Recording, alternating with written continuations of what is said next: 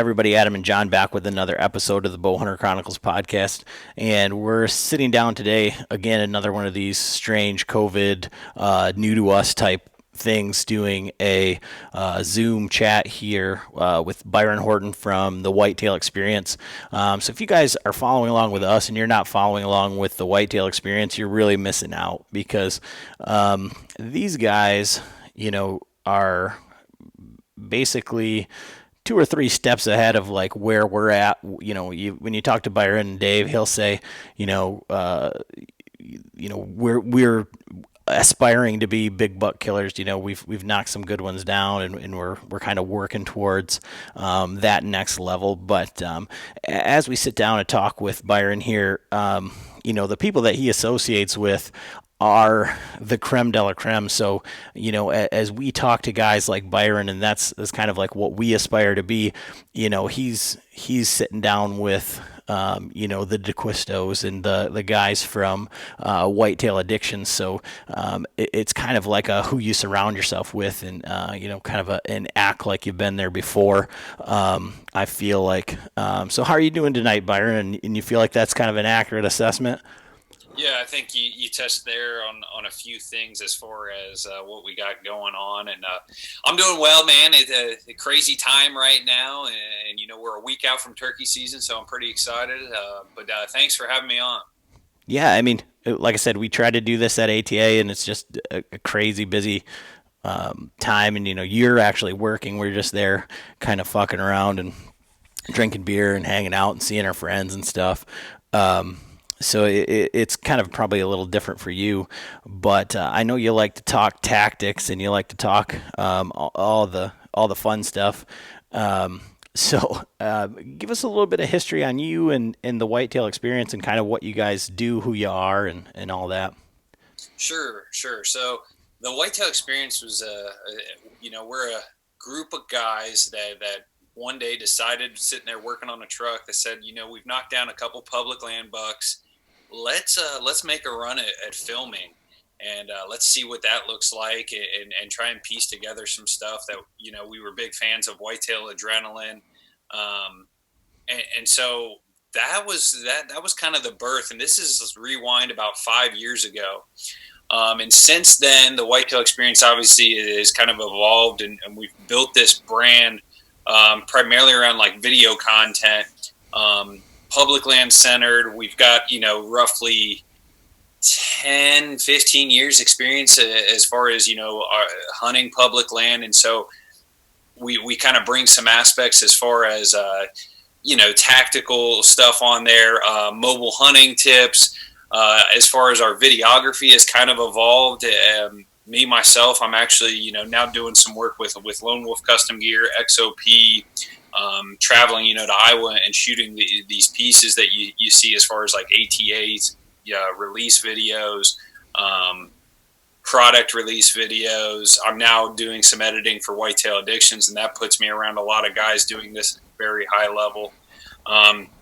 So yeah, the Whitetail Experience centered around the YouTube channel, and obviously the social media kind of follows that day-to-day stuff, just like similar to your guys' brand as far as what we got going on a daily basis. And so with yourself, kind of I alluded to, and you talked about, you guys have put down a few good ones and this and that. I love to hear your story. Because it mimics a lot of the guys that we've talked to on the podcast previously, in a sense of guys that start hunting later in life, and I don't know if it's even it could be akin to like even guys that like go back to school as an adult. I feel like they take it more seriously, or like there's a whole different mindset. And so when you talk to guys that haven't had a hunting mentor, they start later in life, it just seems to be like those are the guys that kind of figure it out. Can you talk to us about your journey as a hunter? Yeah. So I actually got introduced a little later. Like I was 17. I went out for a gun season. 18, 19, I was, crossbow hunting with a one-piece overall suit that I borrowed from somebody, and a Horton used crossbow. And then after that, I went to college, and I was like, okay, I've got to hunt public land because I had no other access, and I kind of had to start figuring it out. And part of like the background of the whitetail experience was I feel like I was very tricked by the industry. I was sitting there in college, and I would like sneak into the dorm that had the cable package and watch the outdoor channel. And I'd be watching these guys kill, 130, 140 plus inch deer on food plots. And, they'd rattle them in, they'd grunt, these deer in. And it was like, they just, hunted a few times, same stand, and boom, a big one would show up and they'd kill it. And so that's how I thought you had to hunt. And I thought, you needed food plots, Carbon Express, arrows, Rage broadheads. I thought products killed deer. And so the whitetail experience actually kind of, one of my like goals or messages with that is kind of showing that that's not the case.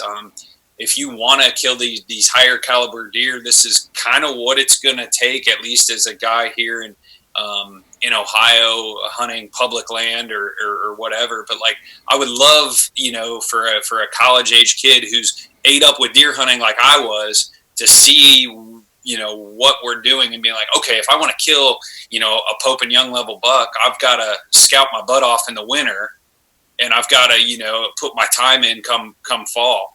And I just don't think, if you rewind the industry 10 years ago, it didn't show how the average guy could go out and kill good deer. And whether that just be, and I know you guys are in Michigan, and I'm not foolish and, enough to think, okay, a guy kills a 90, 100-inch deer in Michigan. That's like being here and killing, say, that 130, 140 class. Like, that information I don't think was as prevalent, say, 10 years ago. And so, like, I think that kind of has directed to me at where I'm at today and kind of showing that journey.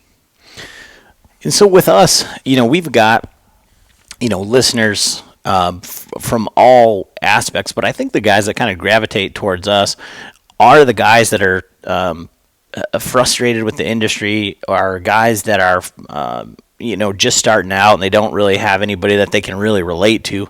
And that's kind of why we started the podcast, because when we started the podcast, man, I mean, I guess if you looked at the day that we jumped off and actually started podcasting, that's when everybody decided that there wasn't something that they could relate to.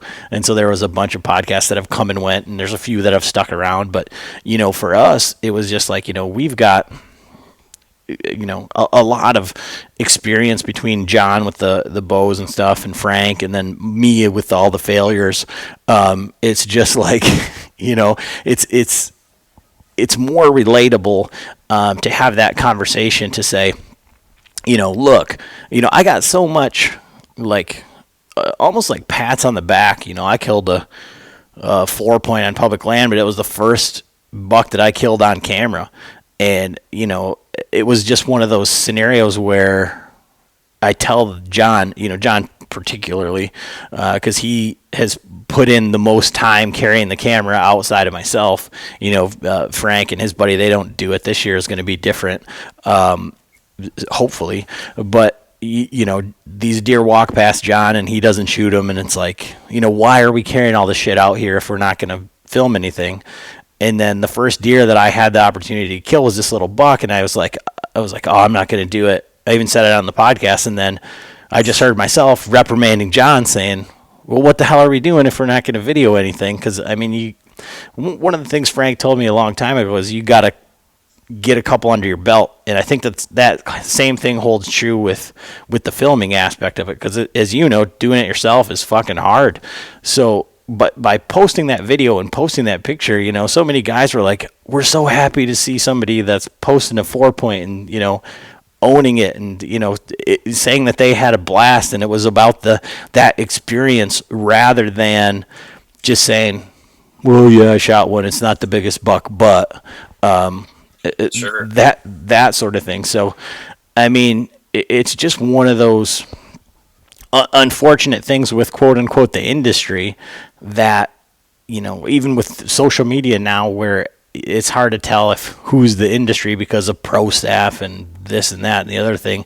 Everybody wants to post up a picture of their, if you didn't kill a 140, you didn't kill a buck. So, what's the point of going? And I think that's kind of where people see us. And being in Michigan, it's really easy to be self-deprecating because we can go out and you can't kill a 150 if there's not one there. So and there's good deer in Michigan, and I heard you say on one of your podcasts that you probably would never hunt Michigan, and I think that you should. I think that you should come and just see, if you can throw those darts and find a spot and then just see what stumbles by. It just, I mean, because we've hunted Ohio, and it's completely different than Michigan, just by the sheer number of bucks and the sheer, I mean, everything that we saw. And maybe that's because we've quality of bucks, everything. Well, but I think that maybe just because like the amount of time that we've had in the woods, it's like, it just is kind of reassuring that you like know what you're looking for. And then, there's a buck that I kick myself that I didn't kill in Missouri this year. It wasn't big enough for me, but I've never made that decision before. I've never had to say, well, that one's not big enough, really, because I just, shoot deer as they come by. But you go out of state and you're expecting something, and it's the first day, and the amount of pressure and everything just kind of screwed everything up. But getting back to it, like I say, I think that whole thing with the industry is like where this whole thing, with podcasts and with YouTube and with everything, it's kind of changed the whole dynamic of the industry. So from your perspective, being, basically, I mean, I suppose people think that we're in the industry, like John and I and Frank, and it's like, well, we've only are in the industry because we've inserted ourselves. We've just said, okay, this is what we're going to do. And we just keep talking, and, some people listen, some people don't. But from being actually working with brands and people that are putting out, hunting shows. I mean, you're editing, Whitetail Addictions, which I don't know how that's going to be produced. Like, is it going to be a show on TV? Is it going to be a web show? Is it going to be, there's so many options now where, like you said, 10 years ago, it wasn't. So what do you see from the industry perspective, from saying what you were exposed to when you started out to now? Yeah, I think the amount of information out there is a more realistic aspect, especially with podcasting. I think information for guys seeking very detailed information on how they hunt or what certain topic they're interested in, from even say like a habitat improvement guy who's got 10 acres. There are podcasts and YouTube videos galore on how to make a 10-acre hunting piece of property the best you can. And there are plenty of YouTube videos and podcasts on guys hunting, let's say, the mountains of West Virginia. I think the industry is in a very it's changing rapidly, especially in the last 5 years. YouTube is now somewhat more popular than carbon TV in some aspects, and the fact YouTube could take all the hunting shows that are there away overnight is a very real fact. TV show people aren't necessarily like what it used to be. Like I haven't watched Lee and Tiffany in 6 years. I haven't watched the Drurys in years. But I have caught a hunting public web show. I have listened to podcasts of all sorts of sizes and locations, from guys putting them out of Florida to Michigan, public land focused, private land focused, cool stories of chasing deer for multiple years. So I think the industry is very, I don't know if fragile is the right word, but it's definitely in a shifting type place, I feel. And as far as me being in the industry, no, I have a day job, but I've got a couple lucky bounces to get me into some of these companies. But, that was also some skills that I built with the Whitetail experience that somebody saw and said, well, we want you to do this for us. So it does take a lucky break. It takes some skills and ability on your own. But, I think the industry's in a very shifting type place right now. And I think it's good for the guy, like kind of how what both of these brands are built around, in that evolution guy, that guy wanting to improve. I think he can find the information he wants to.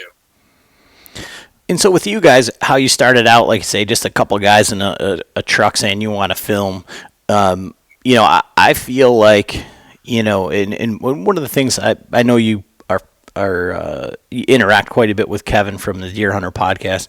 When you guys talk about putting out a film versus, a vlog or just a kill sequence, everybody can't be the hunting public. All they do, they don't have day jobs. Now it might seem like they're just vlogging or they're just doing this or that or the other thing and hunting all the time. They're rotating off because their job is editing those, putting them out, and they edit for other people and things like that. So how has your evolution come from filming for, because we're just starting out, and I feel like we're in that same spot of trying to figure out like what we're going to do. As far as like, are we just going to put out all the hunts that we do, and even if we don't kill anything, because generally speaking, we don't have stories with like, we have history with this deer or shit like that. It's like we go out and it's like, all right, there should be a deer here. Yep. Okay. Kill him or don't. It's not, it isn't real thought. I mean, would you say that, John, is the... Yeah. I mean, well, I'm terrible at telling the whole story. Like I shot a doe this last fall, and for one, I had it on the wrong doe when I shot. It was a perfect shot, killed it, but you can hear the sound of the arrow hitting the deer. But up until that point, I was like rushing. I had my son with. We were heading up to another spot for the weekend, and we had checked out some other spots on the way up. And I should have been filming the whole time and telling the story, but I didn't. I neglected it. Just was trying to just get the hunt done, and then ended up killing the deer. And so at that point, and it was snowing and stuff, I didn't have the B-roll. My son did follow me in video, as we tracked it and then, hauled it out. But it was like, at that point, so we didn't do anything with that footage. But so, yeah, it's like today, I went and did a bunch of turkey scouting because my season starts Saturday. And then that's why I was late tonight to this podcast. I was at another spot and I was walking around filming and doing the whole thing, telling the story, because Adam's like, well, make sure you get some footage of you talking. And so then I got back to the truck and I was like, okay. And then I looked at the time, I was like, oh shit, I'm supposed to be back at the house, and I'm 3 miles back in the woods on a whoop-de-doo trail. It took forever to get out of with my truck. I've been beat the hell out of it, the old poor thing. But so anyway, yeah, I guess we have to work on the whole story thing, or I do anyway. Adam's he's good at talking, obviously. He talks 99% of the time, and and he's like, if you look in my garage, I have a drawer now, it's full of all the camera gear. So he just keeps bringing stuff like, well, here, do this. He's like, he's giving me all the tools. I just need to utilize them. So. Sure. But it sounds like you filmed some stuff tonight that, like, if you look even at your deer season, you've already made a step of improvement where you're getting a few clips. But like, kind of to back up, Adam, to your original point there, if you look at making videos, whatever style you kind of figure out, which there is no plug and play answer, but the best thing I could tell you as an early videographer, as a young, early in that development, is you know how you get better at doing videos? Well, you do videos. You make them. You decide, okay, I'm gonna film. Even if you guys go out for a shed hunt, let's film it, and then let's put together a 1-minute video of this shed hunt. Even if you don't find anything, if you find some cool rubs, you talk about it. Because then when you get back in the editing room and you're looking at your clips, you realize this clip's way too long. This clip sucks. These 3 are awesome, and you got better at video editing just by going ahead and making an effort there. Adam, you kind of talked about how do you create story, how do you build a good video.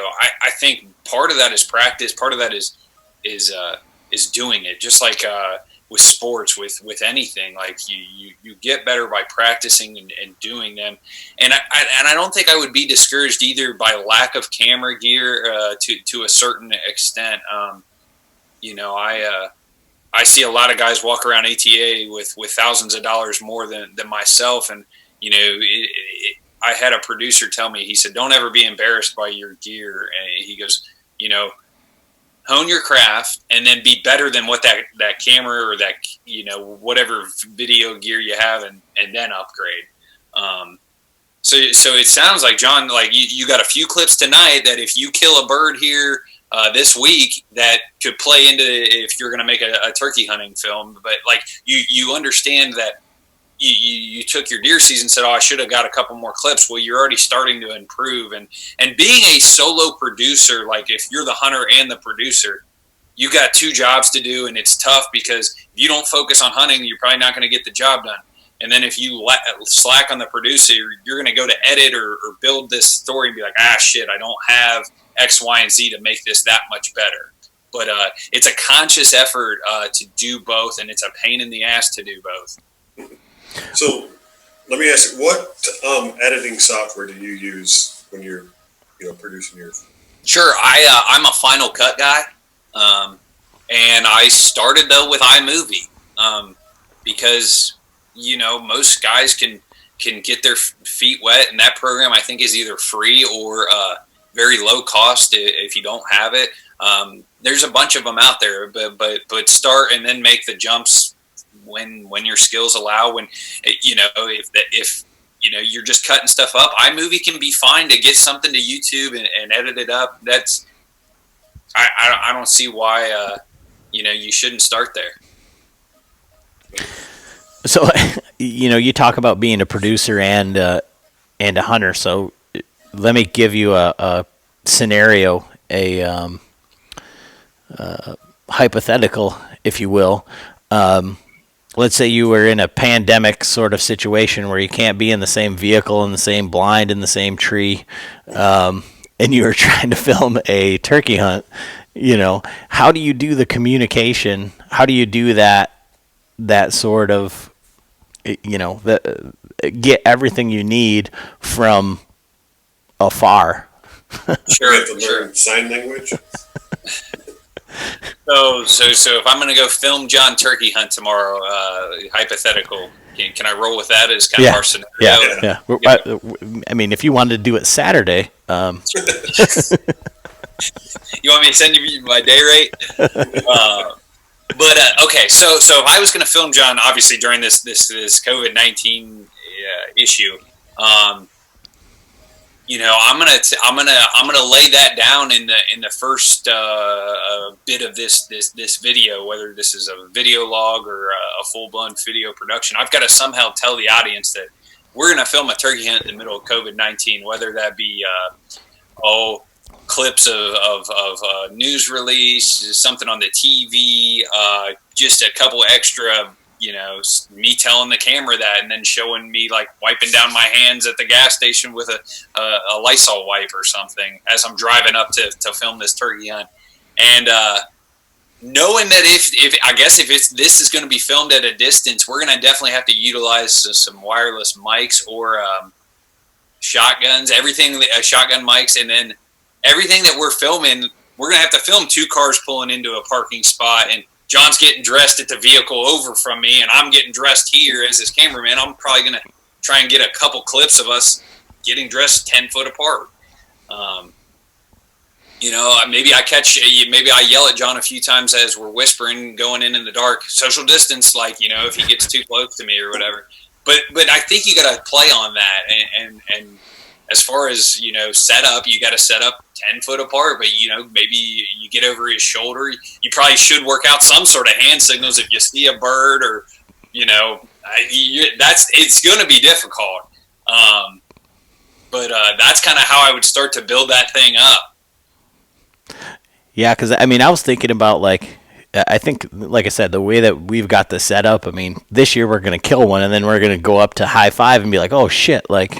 We can't celebrate this thing. What a day.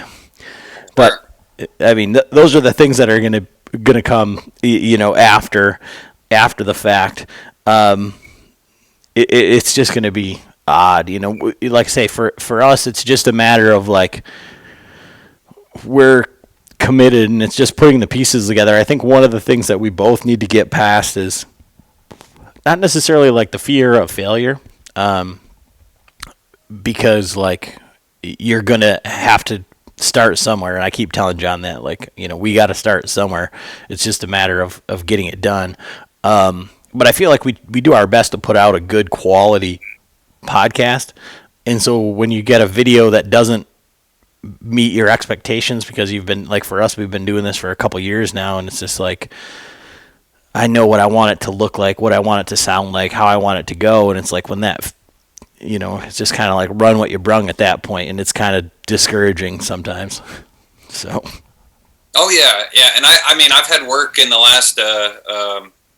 I wasn't the most thrilled with my 2018 buck kill, as far as how I put it together as a producer, and a lot of that was just a little bit of slacking, I feel like, of my infield production, because that's 60% of it or whatever is done infield. But yeah, it does happen, but you got to start somewhere.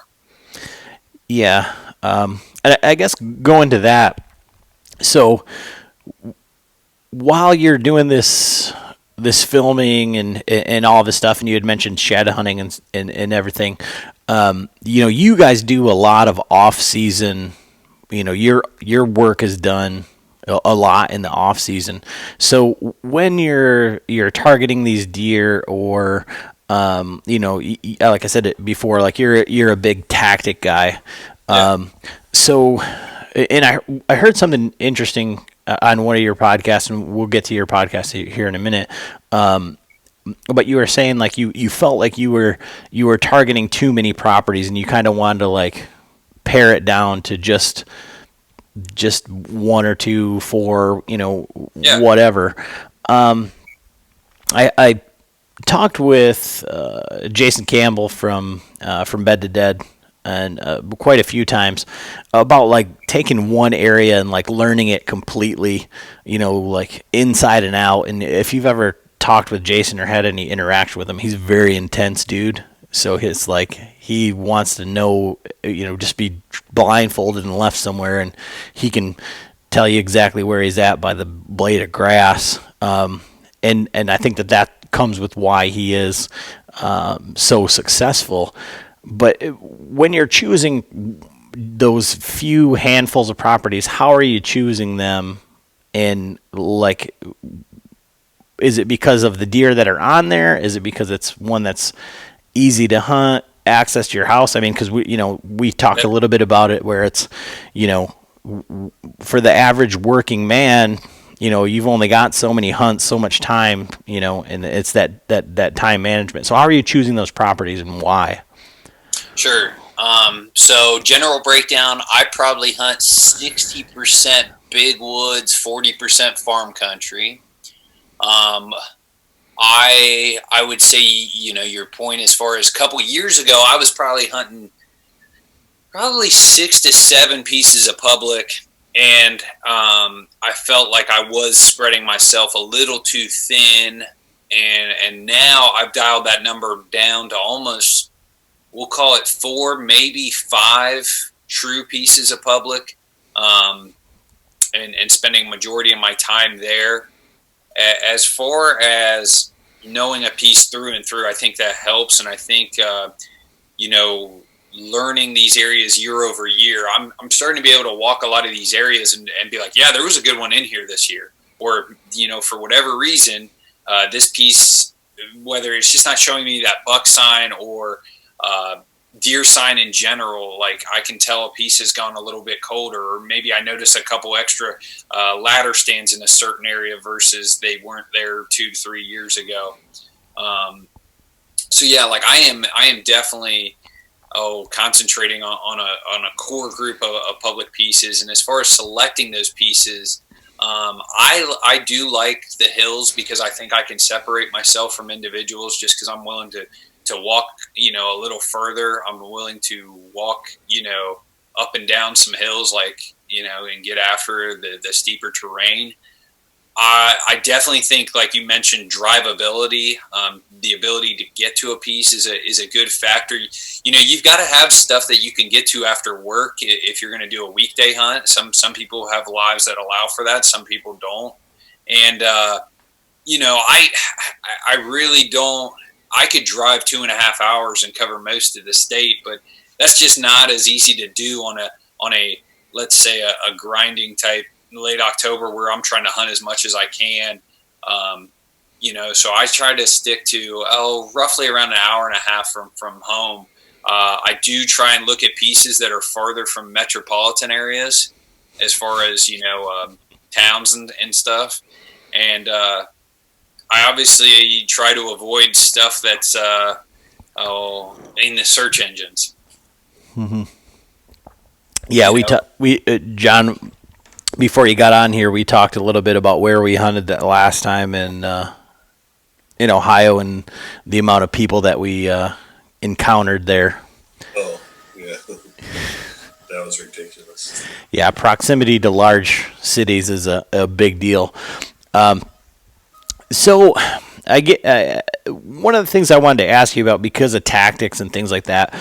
People, our listeners, Patreons, a lot of the questions that we field, or I field, are, they want to know, okay, what features are you looking for? And a lot of it comes down to, I don't know, maybe like the real general principle type stuff of are you hunting rubs? Are you hunting scrapes? Are you hunting this? But one of the things you had talked about when you're looking at a topo map, and that's one of the questions that we get a lot is features on a topo map. What is it that you're looking for? And then I've heard you talk about different amounts of stem count and density and stuff like that. So can you talk about when you're looking at a piece of property, or even a aerial map on something like Base Map, or something like that? What is it that you're targeting when you're quote unquote throwing darts on a new piece? Sure. Are we talking big woods, or are we talking farm country? Because I will kind of go about this a little different. I mean, if it's completely self-serving, John and I don't hunt any farm country at all. Okay. But I know we've got listeners in Kansas and Missouri, and that hunt kind of everything. So it's sure.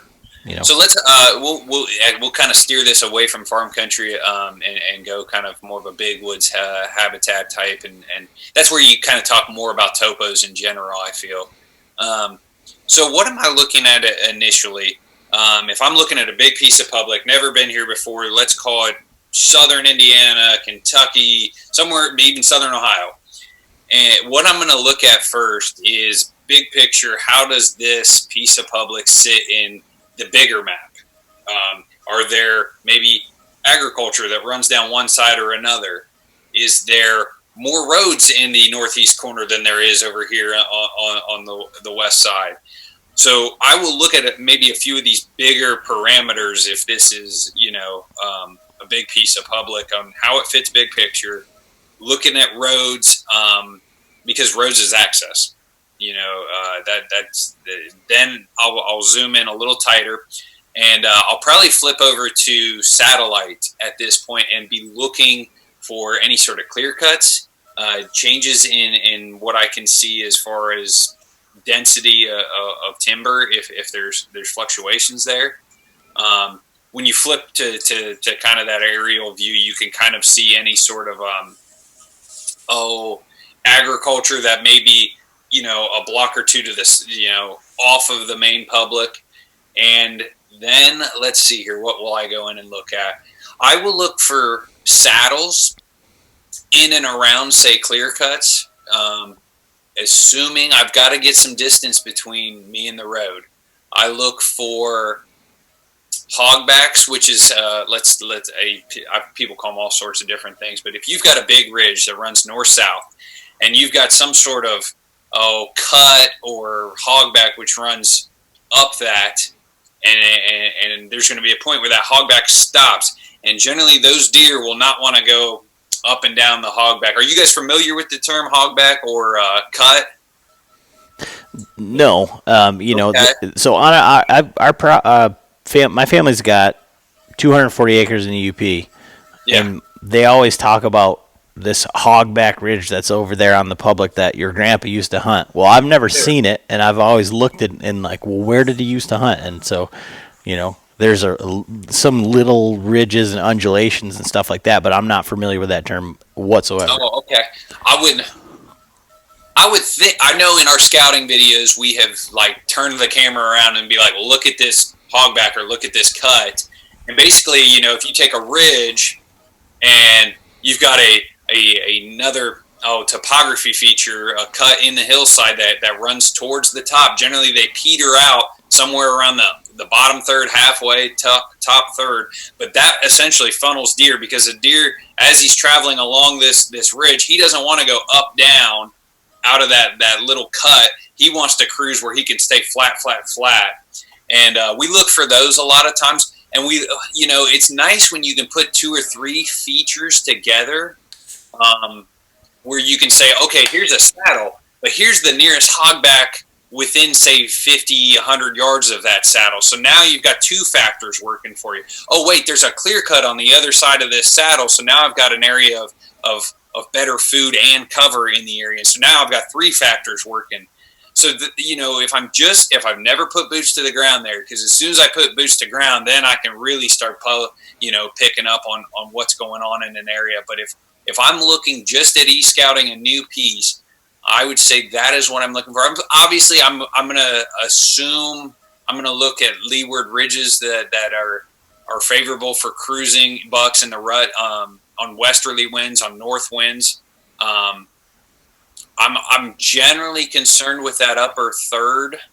I would think, unless the access is high. If the access is high, we've got some pieces of public where I feel like those deer know there's hunters on that top third, and they tend to find the secondary shelves. And then the other, wild card, if you really want to put your research in, is get a hold of a forester map that has the cuts and how old they are.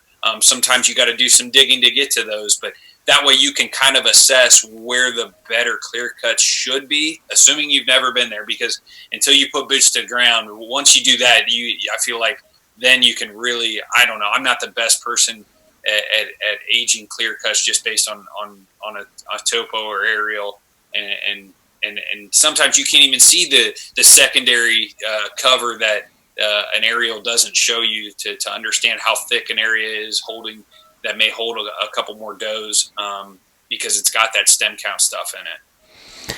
And so when you're looking at clear cuts, and I've heard a few different people talk about like hunting clear cuts, and like a lot of times they'll hunt. It seems like they hunt the bucks on the upwind side for whatever reason, because that's where they're bedding, and then they're moving around. But are you looking at it because there is more food, it becomes thicker over time? Sure. Because I can think of right now, there's an area not far from where John was just scouting tonight that was clear cut like 2 years ago, but it's from the road, and they just clear cut everything. And Sure. We've hunted deer back in there, and I know that there's some bucks in there, and it butts up to one of the other properties that we hunt. I mean, within a mile and a half, of just straight woods. Right. But what are you looking for in those clear cuts, or how are you utilizing them? Sure. So a clear cut one in general is a sanctuary. So I like that because a deer can survive gun season pressure, which is important. How I utilize them is, I feel I'm finding more deer in areas that have a variety of cuts in ages, and I think too it depends on what is in the seed bank when they do these cuts. Of what comes back, is it more briars, browse, or is it woody, stemmy habitat. And until you walk them, you kind of don't know or whatever. But it also depends on how they face. Do they face east or kind of east to south and catch more sun? Northern cuts don't tend to get as grassy sometimes, or as briary.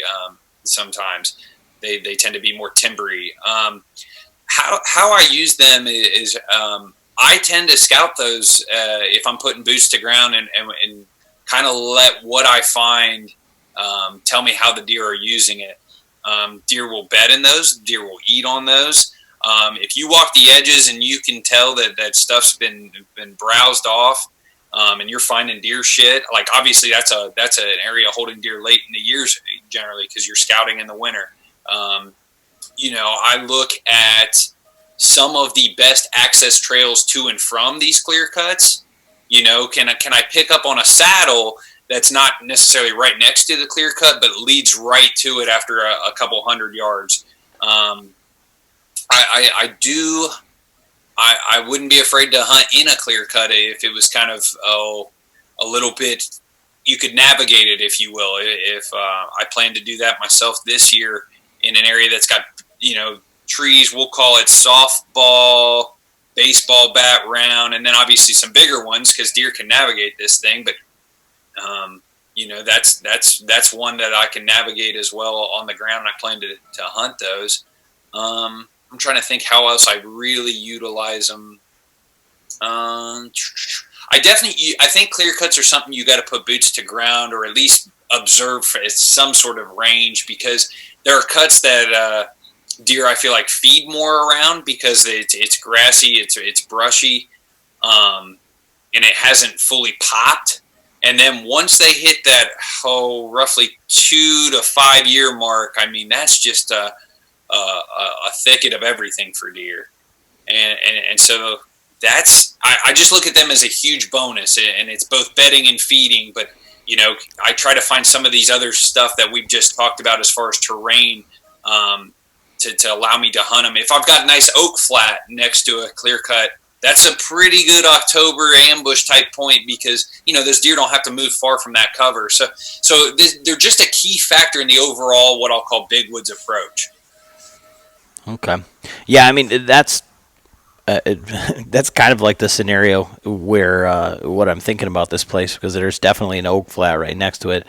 And I've only ever hunted one, and it's that boots on the ground, and I think it's like the stuff that the beauty of having Frank on our podcast, and having him as an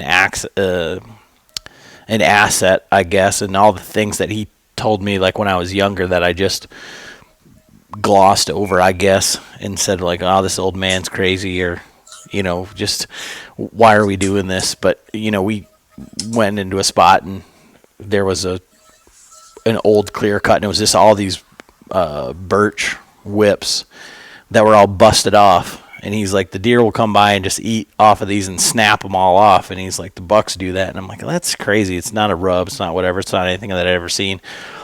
I set up 60 yards downwind of that and promptly missed a 6-point just like that. I mean, within 45 minutes of being in there, and that's the only time that I've ever been in kind of like that situation as far as that. So when you find these spots that you've kind of decided that you're going to hunt, there's these terrain features, or you're on the right side, you see that there's deer activity, there's the sign that you're looking for, there's the terrain features that you're looking for. Now you guys run a lot of cameras. John doesn't even own a camera, and I'll back you up. I would say until last year we really didn't run a lot of cameras, and if you look at the team, the core group of guys I hunt with, 2 of us have about a 12-ish camera arsenal. I counted today actually, and then Dave's got like 2 cameras, and like one of them's a junk Primos. Andy, I don't even think he runs any cameras. So it's not necessarily if you look at a hole in our bucket, I don't think we utilize our trail cameras as good as we could. I think that's a we are still evolving on that game. Well, this is perfect because I have 3 or 4 cameras. Frank has 2 cameras. John has 0 cameras. And that's just not part of like the way we hunt, like I said, and that's why we don't have like experience with these deer, because we usually go in and hunt a spot 1 or 2 times and then move on, bounce from here to there to wherever it's it isn't because we're targeting these deer. We're just, I mean, that's one of the things that I've learned from Frank, and kind of like, John does a lot of in-season scouting, but they set up, I mean, what I've learned is just to set up on sign rather than like a terrain feature or anything like. I mean, would you say that's a fair assessment, John, as far as like our style of hunting? Yeah, we the problem, my buddy Jason that I hunt with, he runs cameras. I think he's got probably half a dozen, but he buys the cheapest ones he can because we hunt all public, and I don't know how many times he's lost a camera. The spots that we were hunting, I mean, 95% of the time you go in there and, even if you think you're off the beaten path, no one's been here, and all of a sudden you look and like, oh, there's an old tree stand run of 2x4. Someone's been here. Sure. And there's not spots that, no one's been before. But, we try to get back in there, and so I do need to get some cameras. I've just been dragging my feet, trying to figure out what's the best camera for my money. Sure. Yeah. We lost 3 cameras this year too. I think it happens more, and like you said, I think we find it on some of this public where you're like, oh, I'm way back in here. Nobody's ever gone up and down 2 hills. Well, somebody got the private land permission to come in the backside on us. In Michigan, you have even more hunters per square mile than anywhere. So I could see same kind of stuff going on easily in your neck of the woods. Yeah, and it's like, even, back before, Onyx and Daysnap and all that, we had our GPS, and you'd start walking around the woods and you're like, man, I'm freaking miles from anyone. Sure. And then all of a sudden you pull it up on the GPS like, oh shit, I'm only 200 yards from this other trail. You realize how small of an actual area you're in. I mean, and so there's not many places here in Michigan that are like what Dan Infall said. There's no places that you should be getting lost in. You can't get lost. Yeah, right. Yeah. It's so funny. I call BS on a lot of these forums where guys are like, I'm hunting 2 miles back. And I was like, dude, I would have crossed 3 roads by then. Right. I hunt one of the biggest pieces, I used to hunt one of the bigger pieces of public in Ohio. And I think it's 2 miles by 1 mile. And that's like it literally, from an outside view, it is one of the only roadless areas. And, these guys that are claiming they're walking 2 miles in the dark before the daylight, I call shenanigans on that for sure. They're parking down the road. Yeah, them guys also don't have any bucks on the wall sometimes too. But so when you find these areas and you're hanging your cameras, like, when are you hanging them? Where are you hanging them? And then how are you checking them? Sure. And I'm going to preface this. Like I said, I only probably have a year-ish of really committing to trail cams, because in the past I'll put 2 or 3 out and then I'll be like, these are distracting me from my mission during season. And I'm very much always aware of ground scent and tipping these deer off. So I don't want to come across here as a trail cam guru by any means. In the big woods, where am I leaving these cameras? I will put them a lot of times, let's see here, on scrapes. I will probably deploy my big woods cameras a little later this year because those deer can migrate. They're more nomadic. Farm country. What's later? Later, good question. So let's call it, I plan to deploy these actually late August, September. I got done with a phone call with a guy out of Southern Ohio, Heath Cisco, big buck killer, has done it at a high level. And he's he knows my schedule. He knows I'm a busy guy. And, we just got to talking, and he's like, you might be just better off using your man hours. If you're going to deploy cameras, say traditional earlier summer, let's call it July 4th to earlier in the year. You can go ahead and do that on farm country. You can figure out where the beans are and deploy that way on kind of related to the bean fields, whether that be a good creek crossing, corner edge of a field, good trail system going to those beans. That's where I'm going to deploy my farm country cameras, and I'm going to do that once I know where the beans are going to be. Big woods this year, I'll probably put out a few mock scrapes and those hub scrapes that are there every year. I'll probably put a few cameras in and around that, or a good pinching trail that's semi close to the road that I can pop into, walk a couple hundred yards and grab it. Because when you're hanging these trail cameras elevated, one, you get a lot of, I feel like, errors. I feel like, dude, if I put out 10 cameras, 4 will fail, whether that be a raccoon knocks it off its mount and it's now facing the ground, somebody steals it, SD card fills because it's got a bunch of false triggers because it's elevated. I'm not going to sit here and paint a picture that stuff doesn't happen. Like I said, I probably have 40% of my trail cams fail. But the information I do get, if I get a good one, because of my off-season scouting, I think I've got a chance at that point. I like to, in the big woods in the past, I've put them on some creek crossings, and that's kind of nice because I can look at tracks because that ground's naturally a little softer. And obviously with creeks, you kind of get natural pinches where they're only going to cross that creek in a few areas sometimes. And so that's nice. But yeah, this year, my big woods trail cam deployment is going to happen a touch later. And I'm also going to deploy a few cameras there on that shift, late August, September. Bucks are migrating into the big woods a little further. The acorns are dropping and the velvet's coming off. So a lot of shifts are going on right there. Those deer are kind of repositioning. And I feel after talking with some guys that those big woods deer, they'll put up with a little bit more because they're so nomadic. You can kind of get away with ground scent and kind of intruding a little bit, assuming you stay out of the better bedding points. Okay. And so when are you checking those cameras, or, the ones that are close to the road, you can check probably a little bit more frequently because it's not so much of an intrusion, I would imagine. But then how far are you hunting from those? I mean, we've talked to guys like, oh my gosh, Scott, who hunts the UP and hunts these dense cedar swamps, and his trail cameras might be a mile away from where he's hunting, but he knows that this is the travel pattern. So he's just trying to locate one of these deer. Sure. My farm country cameras, I'm just trying to gather number of shooters in an area, and I really will never hunt the edge of a bean field, or I will never hunt that trail right off a bean field for the most part. I'll never hunt some of these more obvious trail camera deployments in farm country.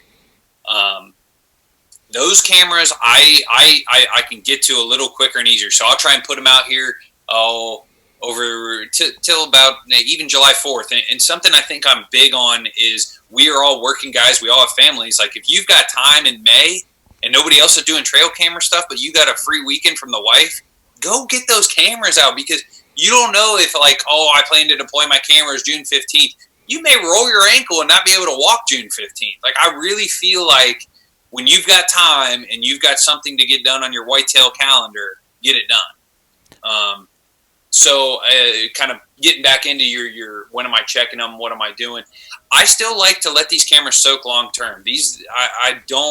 I don't do any 2-week checks, 1-month check in the summer. I really like these cameras to be out there for at least a month and a half. The longer the better for the most part. And my once we kind of are looking towards some of that deployment that we talked about in late August, September, those cameras obviously will go out, and let's say I find a good oak flat in a big wood section that is hotter this year, and it's got the oaks, it's got the deer tracks. I kind of want to know if a big one's in here. Let's say I'm going to deploy that August 30th, end of August. I'm going to try and slip in and check that camera if I happen to, be hunting in that area, because generally we got to drive to these pieces. They're an hour plus away. Somewhere around that opener, if I can slip in there a couple days before the opener on a rain, great. If I can't get to it till October 5th because I hunt a piece that's, within 20-minute drive, then after that hunt, I'll go grab that camera and look at that intel. Obviously, when I'm going in there to grab the camera, I'm scouting. I'm getting a visual on what's going on in the woods. The cameras that are on the scrapes and the pinch points and kind of some of your more hunting location, those cameras, one, I'll get them out if I go to hunt an area. I'll get them out if I'm in season scouting, and I may not get to pull those until after the year. Once hunting season starts, I don't necessarily do a lot of scout or camera missions. That's an area I'm trying to improve on because I do see where I'm scouting on my way to these cameras, and I can utilize a picture knowing I saw a couple good rubs on in another area, and I got a good buck on trail camera. My skills are to the point I can connect those dots. But like I said, I haven't run too many cameras for a long enough time, and the better cameras, the cameras that are a little more reliable. I had a few of those wild game innovation cameras right after college, some cheaper stealth cams, and can you really rely on those? But now I'm to the point I'm buying the better cameras that are more reliable because I realize, hey, I just spent $20 in gas to get to this piece. I need that freaking camera to do its job. So I didn't send you this ahead of time, but just from what you're saying, sure. We talked a little bit of. I did send you that I wanted to talk about goals. Yeah. But one thing that you mentioned in there was shooters, and so I'd imagine that you're just by seeing your content, hearing you talk on the podcast, you're basically talking about Pope and Young and bigger, based on where you're at geographically. Like I said, for Michigan, I feel like that's a pretty heavy thing. So I just want to know what was your evolution, I guess, to get there? And do you think, like we talked about earlier, like the people that you associate yourself with, has that changed, like what you view as a shooter? Because if you're editing videos that are Boone and Crockett bucks and they're passing these giant bucks, does it go back to that, what the industry used to be, or what it is now, where Lee and Tiffany passed these 7-year-old buck named Jimmy because old Ted's over there and they're going to kill him tomorrow? Sure. So loaded question. So let's look here. You I did that on purpose. That's okay. So when I deem the term shooter and how has that evolved, what am I looking for? So I'm kind of looking personally. This is kind of my goal, and this bar has kind of gone from a 120 to now. I'm kind of looking for a 130-inch plus deer. Obviously, he comes in, I got a thing for wide bucks. He's 22 inches wide. He can be 100 inches, 90 inches. I'm probably going to shoot him. I do a decent amount of scouting. I do a decent amount of shed hunting, glassing, and trail cameras. Going into last year, I knew of one deer that was 140 plus. I knew where a bunch of 118-inch 8-points were. And then there was a deer that was in the 130s that I didn't think he was going to be there because of small game pressure, just based on where I'd seen him a few times. So it's not like I've got all these shooters lined up. But I kind of know if I play my cards right at this point and I put in my time, my effort, I can get onto a 130, I believe, with my skills and abilities. And I will say this, I messed up when I was going through this evolution by passing deer that I had no business passing. I can remember in college, I had a junk climber. I was on a piece of public. It was like October 15th. It wasn't even close to the rut. I passed like a 115-inch 10 that, because I'd watched all that stuff on TV, I was like, oh, he's not big enough. Dude, that would have been my biggest buck today if you put the perspective of public land, limited time, because I was playing college soccer. Like, why didn't I shoot that deer? I can think of another time.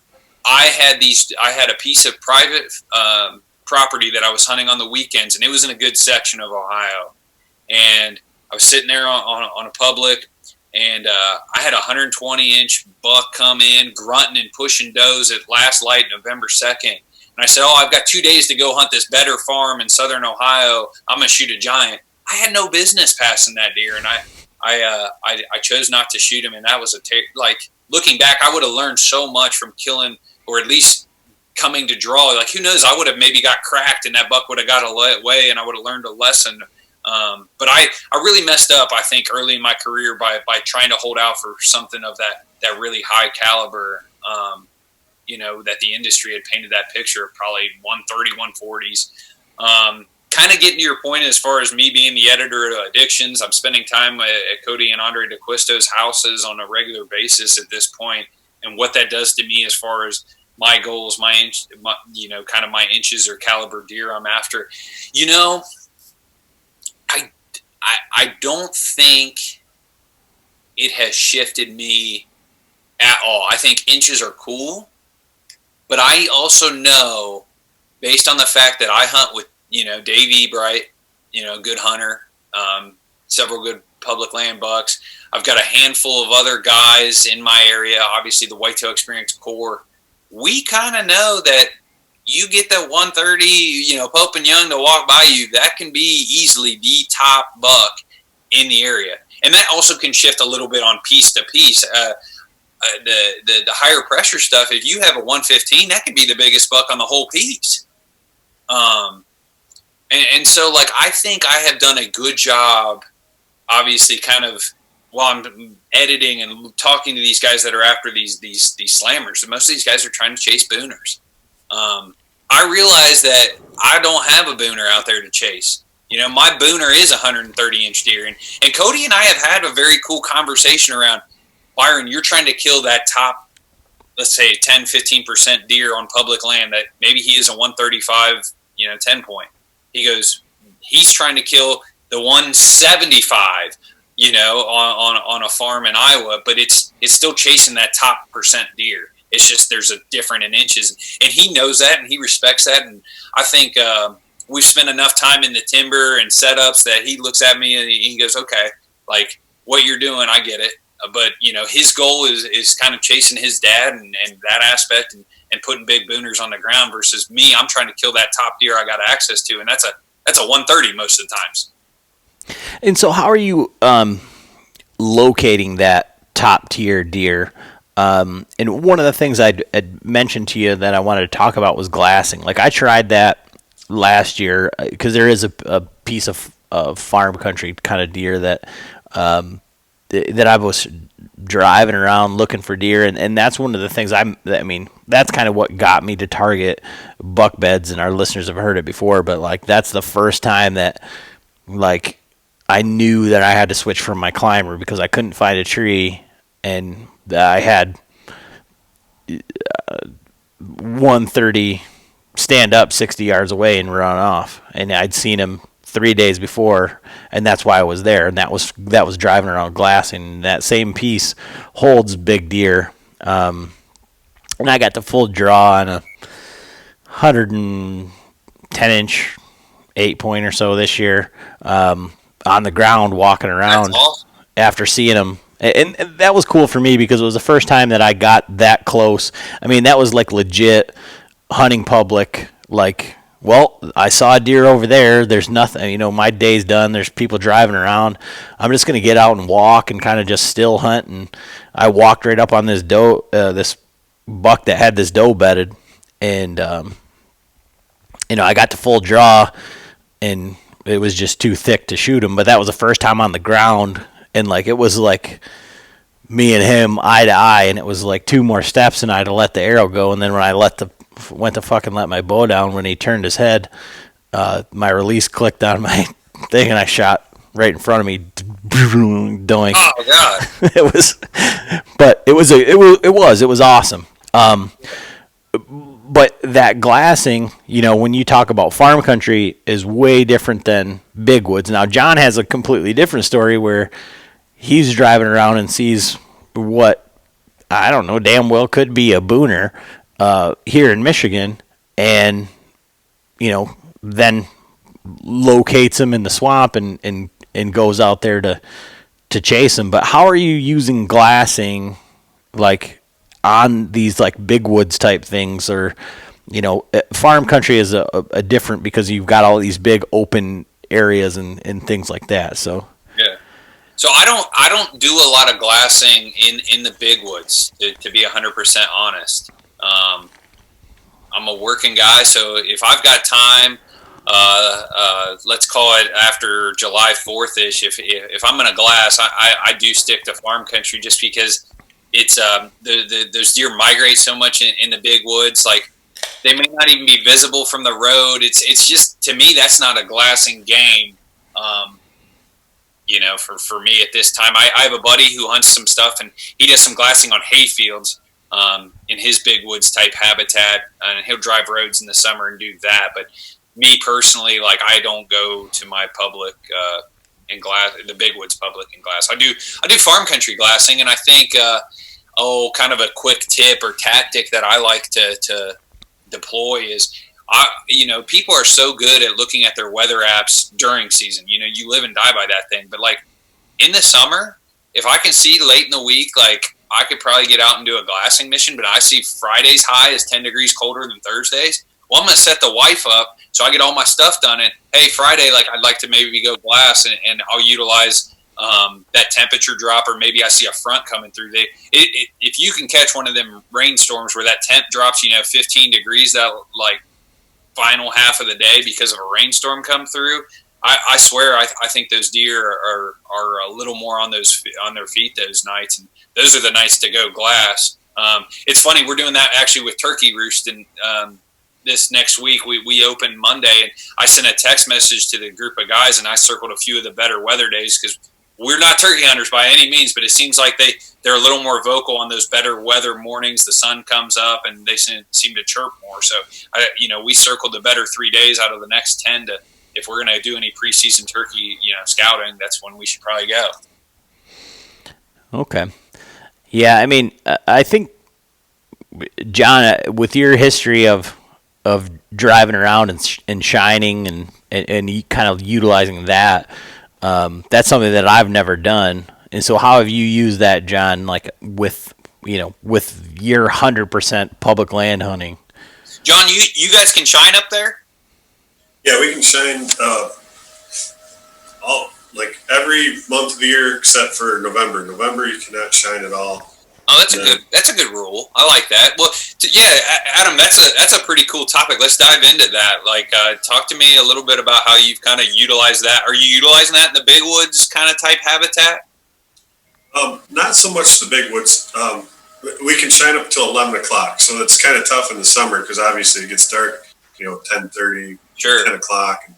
But as we're getting in, closer up to the season start, like I'll utilize it.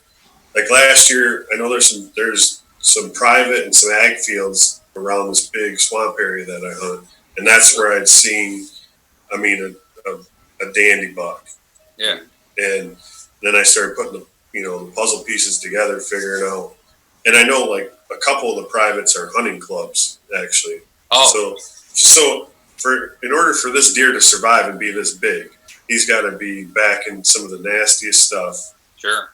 And getting away from people. So, but I ended up, my wife and I went out to Maine for a color tour in October. And so for our opener, and I didn't get back until, I didn't start hunting until 3 weeks into the season. And by that point, I think he had already been pressured out of from where I was going. But sure. That, and we had a ton of rain and everything was super wet. And I did hunt out there twice. And the first time I hunted out there, I almost ended my season. I almost quit just because it was so terrible. Like, no one would ever go out there. I almost left the tree stand. Our listeners have heard that story. Yeah, that's called retiring. You should ask my counterpart, Dave. He's retired several times sometimes on difficult hunts like that, or he threatens retirement on a bad hunt like that. Well, yeah, that clip retired on first week. That clip that you put out that Dave recorded, I sent to John, and he's like, "I've never quit filming," and I'm like, "No, that's for hunting." Yeah, he missed a big one at like 7 yards, and like he gets done dropping what, like 3 or 4 F-bombs. He goes, if you can't F and shoot him at 7 yards, you might as well retire, or something like that. And I was just like, this is emotional gold, because a lot of people been there, and 10 years ago that would have never been shown anywhere in the hunting industry. I think it's great that guys like yourself are like, oh yeah, we all been there. We only have so many. Like I said, this whole filming thing for us is all an evolution of failures. I mean, I've got a whole bunch of misses or bad hits or what. I mean, and like our turkey season last year was only missing. I got a really nice. You hit him. Well, a little bit. Yeah, God. And my big fat ass running across the field trying to chase him down, and and then we got a video of a really nice buck. 100-inch buck, whatever. Frank misses him twice. I mean, what are you gonna do? But you got to put that out there. And I mean, the bird that Frank missed last year, the turkey, I had to let the audio run because they're like old men, like grumpy old men, like arguing back and forth, like women about whether he should have shot or whatever. What are you doing? Let him stop. I mean, I just had to let the audio run, and that's kind of what the whole thing. I mean, I just had some stickers printed for our Patreons of my father-in-law pulling an arrow out of the tree, the one that he missed on camera. Okay. And at the end of the thing, he says, "Those knocks are really bright," and so the stickers say "knocks are bright," and it's Frank pulling the arrow out of a tree. I mean, that's what we do here at the Bowhunter Chronicles podcast. We are an inspiration. You think your season sucked? Well, come on and see us in the quote-unquote industry and how bad we're fucking it up, But speaking of that, like that hunt that I had where I said I almost retired, I carried like all my gear. I got the camera gear, everything, and I get out to the spot, and it was only 3/4 of a mile, but it took me 2 hours to get there. It was that nasty, just wet, and getting stuck and falling down. And then it started pouring rain. Well, I got to up the tree, and I'm carrying the muddy pro arm that weighs about freaking 8 pounds, I swear, with a little tiny camera that weighs about 2 ounces. And I didn't have the base plate with me. So I lugged it all up, had the camera mounted, the arm mounted, and I go to put the camera on it. No base plate. So I'm like, oh my God, after all this shit, then I didn't have the base plate. But then it started pouring down rain where I wouldn't be able to film anyway, so I had to put it away. But yeah, that was just like the icing on the cake. Yeah. I did it one more time. Then I think we actually took a picture and posted on our Instagram because the second time I forgot the base plate, I just took the camera, I took my bow rope and just tied it to the freaking camera. Nice. You film long enough, that stuff's going to happen. I had it one time, and I had a shooter, a borderline shooter, and I think if I would have had my camera arm, I'd probably shot this buck. But it's the same thing. I brought the arm, and I didn't have the base that goes on the tree, and it's just going to happen. That's part of it. And it's funny too, you mentioned like you went on this like real difficult hunt. Like I feel like what also like separates these guys is like, doing these terrible hunts over and over and over again. Eventually it's going to work. Like I feel like that, like you just described a hunt that sucks. And if it's it's easier to do one time, but if you did that hunt like multiple times, I got to think you'd luck into something. I think that separates a lot of guys. Yeah. I went back there when it froze up and I wore my waders, and that was a mistake. By the time I got busted through all the way out there and I went to get up the tree, my waders froze solid. So ended up and by the time I got there though, there was no sign. It was like, wow. There's a spot that I hunt that I know that there's good bucks in there, and I think I bumped one out of there coming in from the backside, and no matter which way I go in, it's 3/4 of a mile. But every time I've been in there, it's been waist deep water. Like I can't navigate the path through this water. And I wore hip boots, and I went over the hip boots. I wore 16-inch boots. I'm over those, but I really do feel like that's, you say that's what like sets you apart from everybody.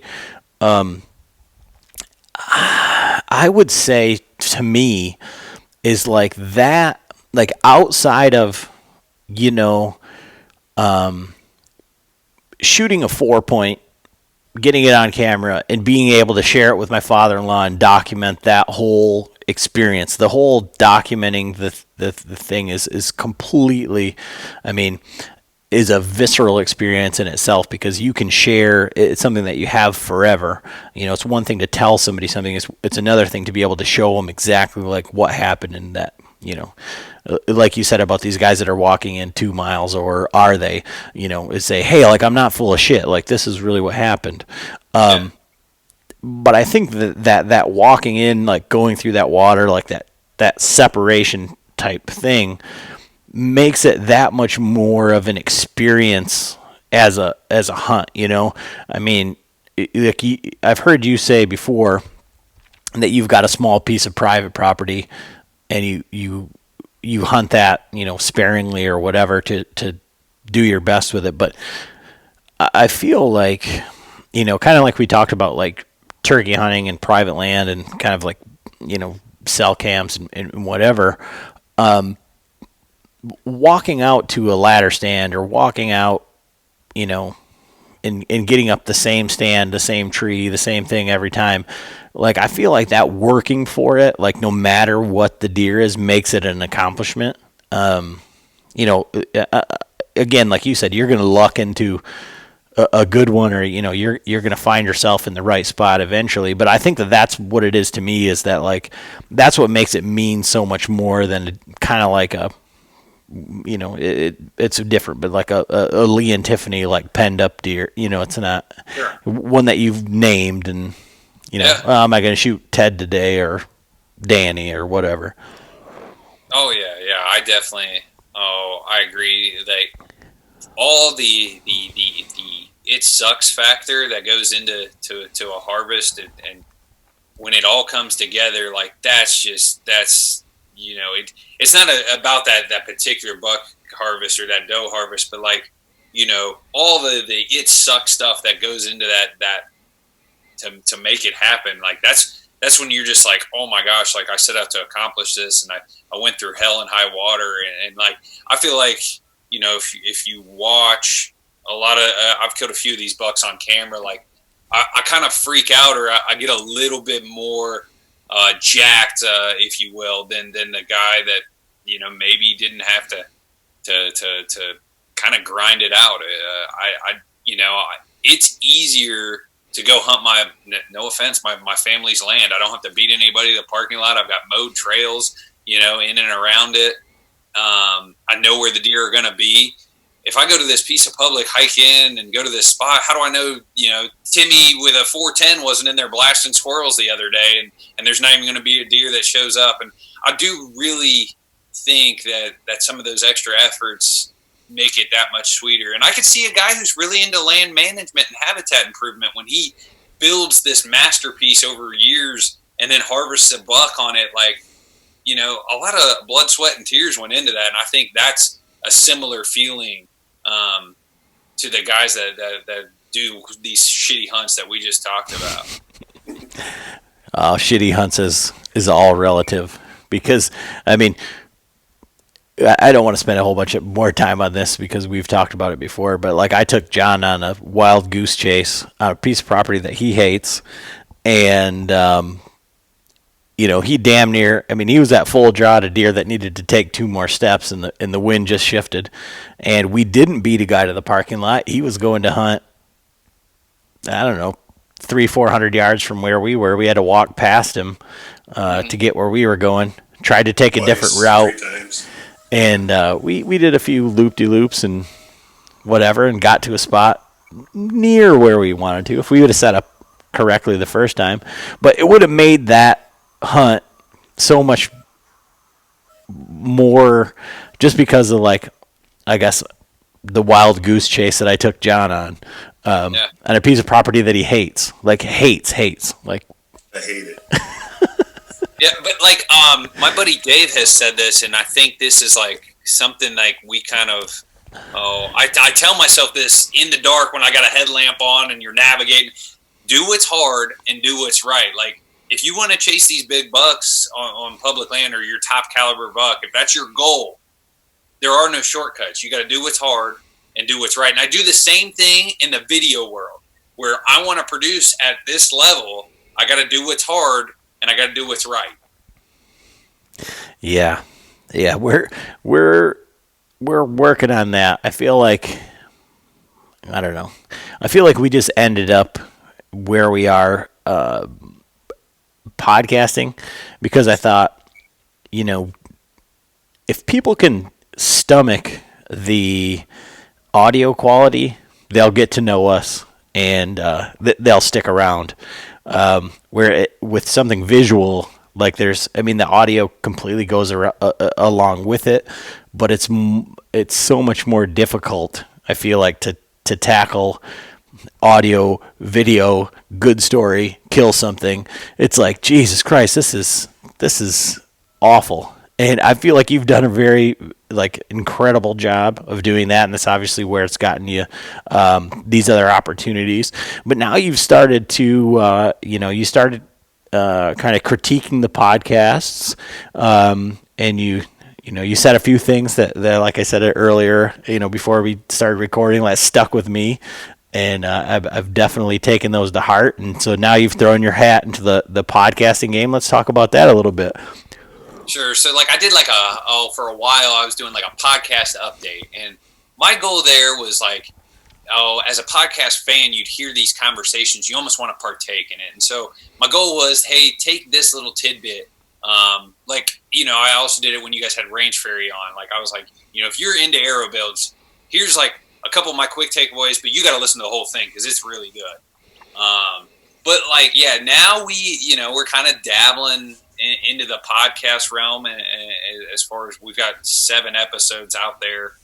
And I just think it's not going to be the core of what we do. Obviously that's all the video stuff that, I think our brand is kind of built around that. The podcast is an extension, but it's going to be coming obviously from our perspective where we're in this evolution stage. We have, topics and talks around deer hunting, especially for the mobile guy, the public land guy. I feel like I'm somebody that has some access to a few of these guys from Whitetail Addictions, from the DeQuistos, but a lot of it I think is going to be me and Dave talking about, we learned this, and if we'd have known this at 18, how many, I think this would be a cool topic for that guy going through that evolution stage. And that's, I think, where we're headed with that. And I'm going to have on some of these addiction guys, but I think I'm going to try and steer them and tie them to guys that are eager to evolve in this bow hunting game, because I think that's what podcasts do really well, is conveying information. When you have a host that directs a conversation a certain way and gets the most out of your guests, when you guys have a guy on from Michigan or anything sort of archery related, John, you do just an awesome job of pulling the most from these guests. When you had Jason Campbell on, you get the most from him because you're essentially in his backyard and very relatable. You know how to guide that conversation. So the Whitetail Experience podcast is, we're going to try and pull for that guy that's evolving, that's hunting probably mostly public land and is very interested in being a high caliber deer hunter. And so with your podcast to this point, it's something that I have yet to dive into. And I thought I would say that it would be an impossibility for John to do just a solo podcast, to just sit there and just kind of go through. And your podcast to this point has been, kind of introductions, style, and all that. And they haven't been so much long form, so some of ours have been, 3 hours or whatever. This one has been an hour and a half or so. So going forward, and I guess from your perspective, from where you stand as a hunter, as a podcast consumer, all of that, do you continue? Do you think you're going to continue to do kind of like the short form, kind of like quick hitters, or is it just going to be as they come and with the content? Yeah, I do think it's going to be that 20 to 45 minute sweet spot. I think if I have a guest on, they'll go a little longer format, just because I can then pry and bounce back and forth. I plan to interview a few of these addiction guys, and I think those conversations will go longer. Dave and I will probably have a very targeted format where it's going to be let's focus on this topic. This is what we're going to hammer, and that's all we're going to do on this episode, if you will. Yeah, it is tougher to sit there and talk into the mic, but I write out my notes. I can, I take away my bullet points, and I got a little bit of practice when I was doing those podcast overviews there for a while, and so it's an evolution, and I'll kind of find my style and where it all sets, just like I kind of do with the video aspect of thing. I think that'll come with a little time.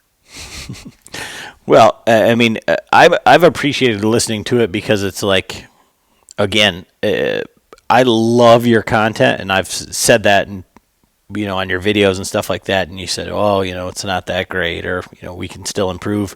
But I think from the perspective of that guy that is evolving and is able to say, I am evolving, that, there's so many people that want to be like, well, look at me, I'm at the top of my game and I'm the standard.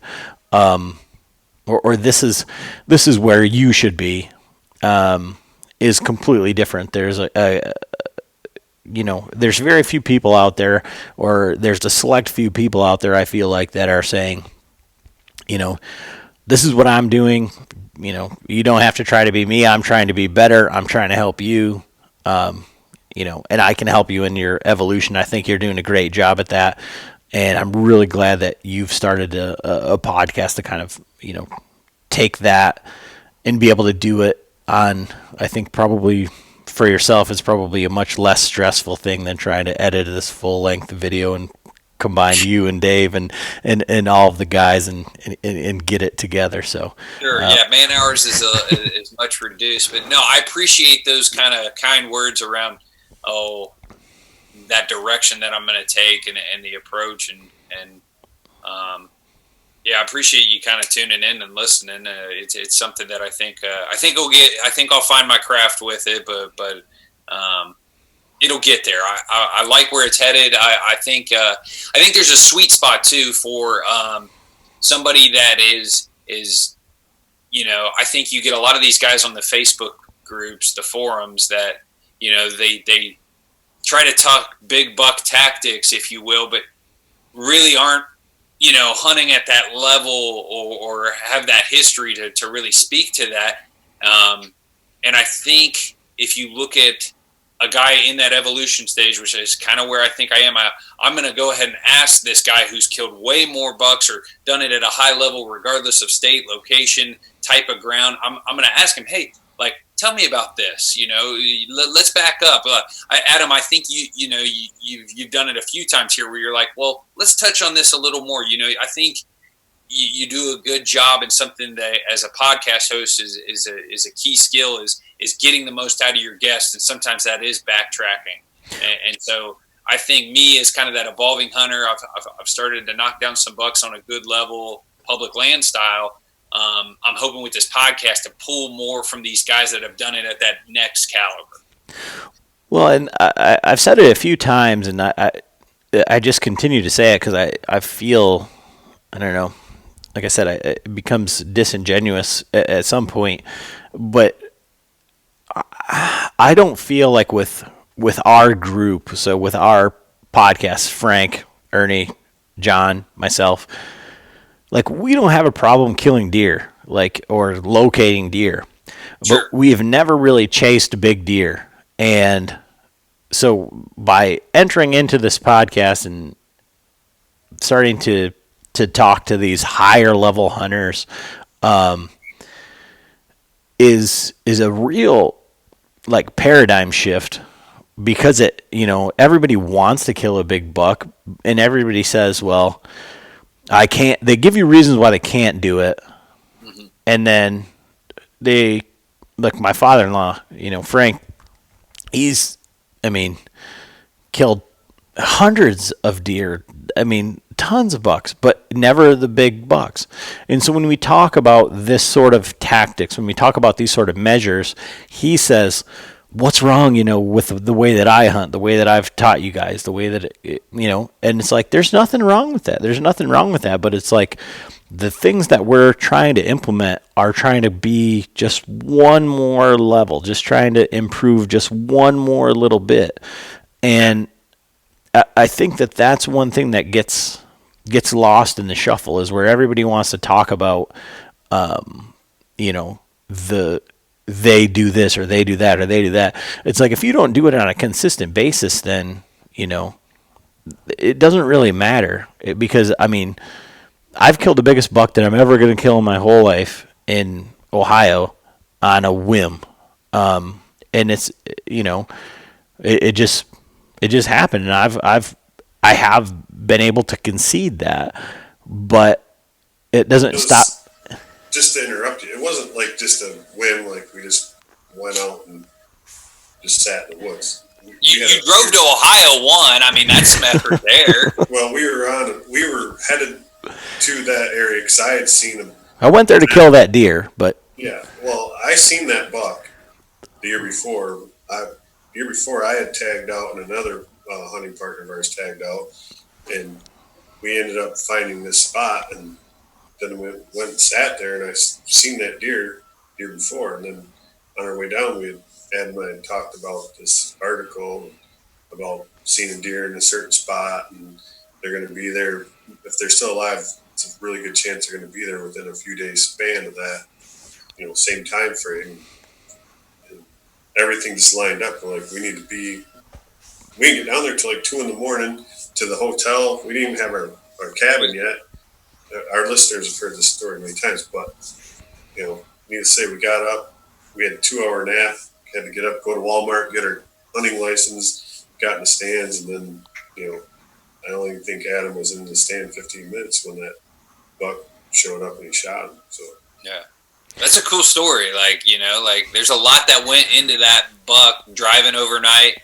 Many guys might have said, hey, we're going to sleep in that first day and recover and not gone hunting, or John, you just talked about, you not only heard or read an article, heard it on a podcast, whatever, but then you went and applied it in the real life. And I think that's a cool story. I really geek out on that stuff. And I think that's kind of why I kind of like the podcast game and been a podcast fan for so long.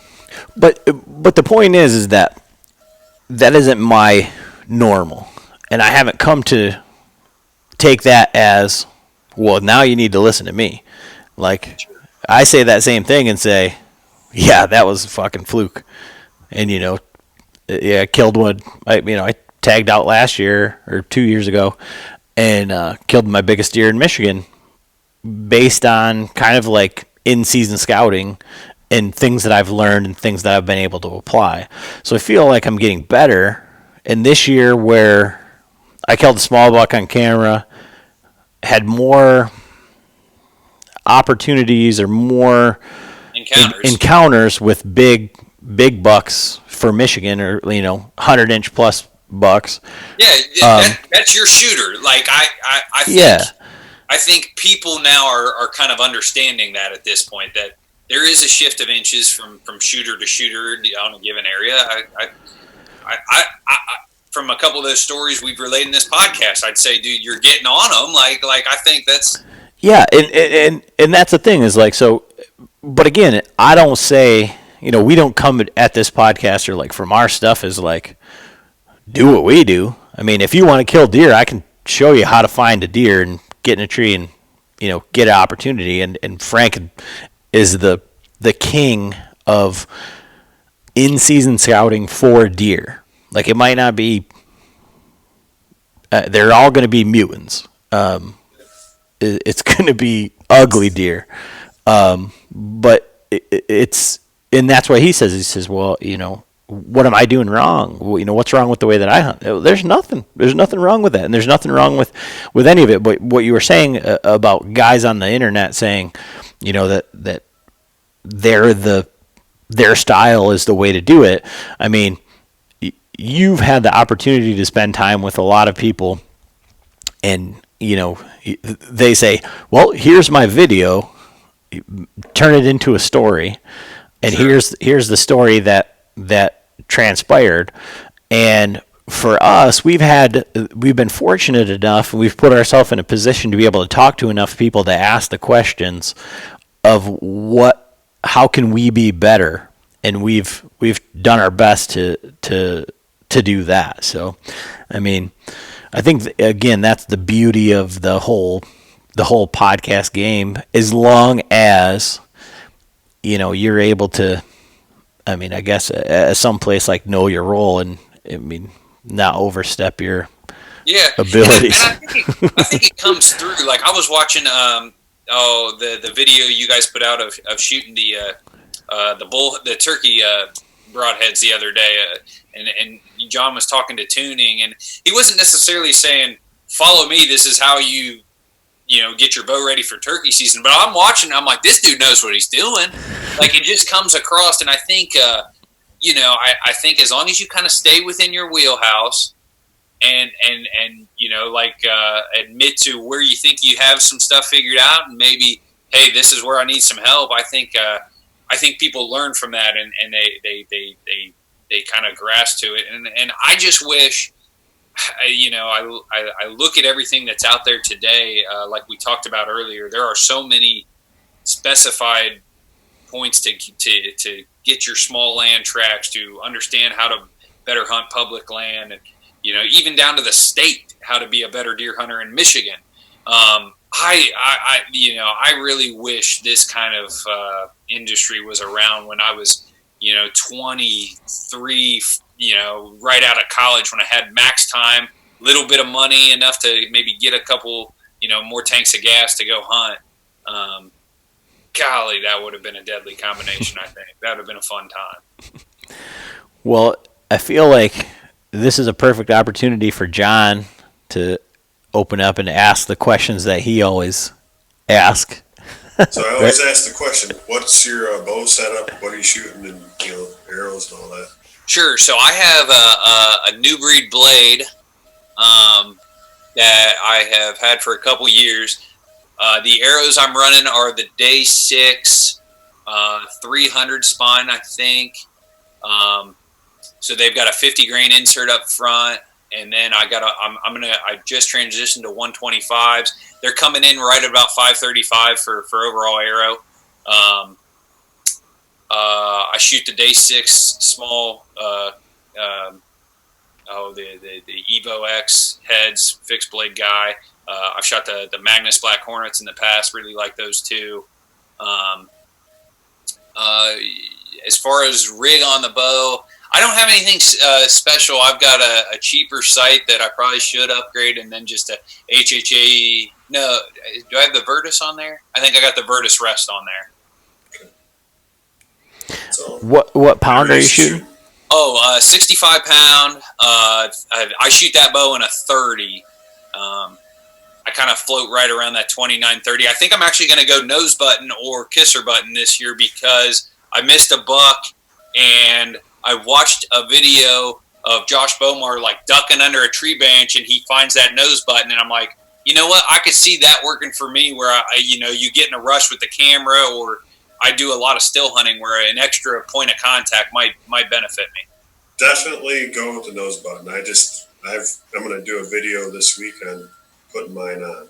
Okay, cool. I shot kisser buttons for years, and then got away from them, because you can definitely, your kisser button can change, Okay. on your face, but that nose button, I put one on one of our Patreon's bows, and he's like, they come 2-pack, and he's like, well, you can have one if you want. I just threw one on my bow and was messing around with it at the time, and it definitely, they're nice and sharp. Like you can tell exactly where it's touching on your nose. And I've seen the same video that Bomar put out. And, yeah, he ducked under the limb, and smoke that dandy buck. Yeah. So yeah, definitely. I'll be doing a video, like I said, when I get around to it. I'll be watching that thing, man. That's awesome. Between turkey scouting and building, my wife's listening, getting all my to-do list done. She's like, "All right, when's your turkey season?" She said this to me today. She's like, "I'm like, well, it starts Tuesday." She's like, "Well, you got 6 days to build the hall table and the new entertainment center for the basement." So It starts Tuesday, so you're already lying to her? no, it starts Saturday. I'm sorry. I was like, that's awesome. That's fucking some OG stuff because you don't know when turkey season starts. No, Saturday. My season starts Saturday. Sorry. Oh, man, this has been fun. Like, I really do appreciate you taking the time and kind of, fumbling through this with us with this whole new format we've kind of got to do here. Now, John and I live very close, but it's not our normal setup. So, I mean, I do appreciate it. So how can everybody figure out, who the Whitetail Experience is, follow along with you, and, where would you direct them? Yeah, sure. So I would go ahead and look us up on Instagram and Facebook, the Whitetail Experience, black and orange logo there. And then the YouTube channel has a couple of these hunts from the past couple years. And that channel also has some quick, videos on stick and stand height tests, building your own aiders, just a lot of stuff kind of more related to the public land guy. We do a couple quick scouting journals. So definitely check that out there. And then with Whitetail Addictions, I'm the editor for that. We're working through several of those builds. Those are going to be on the Lone Wolf Custom Gear YouTube channel. Okay. Well, like I said, I really do appreciate it, and we're definitely going to have to do this again, maybe closer to deer season, and kind of figure out, kind of what you guys have in the works, so we can follow along. Because, like I said, I always look at your guys' stuff kind of as the everyday guy, public land standard, because we're really motivated and inspired by, born and raised in the hunting public by showing you that they can do it. Sure. And, obviously the guys over at the Hunting Beast do a great job at getting the information out. But as far as putting all of those things together with production quality and storytelling and getting it done, I mean, you guys do an awesome job. So I would tell everybody to definitely check out the Whitetail Experience because they inspire me to be better. Thank you. No, those are very kind words on all aspects, and I really appreciate it. I do kind of pride myself on some of the videography and the production style that we kind of hold ourselves to that standard, and I appreciate you commenting on that. Well, like I said, I really appreciate it. I think that's all we got for this evening.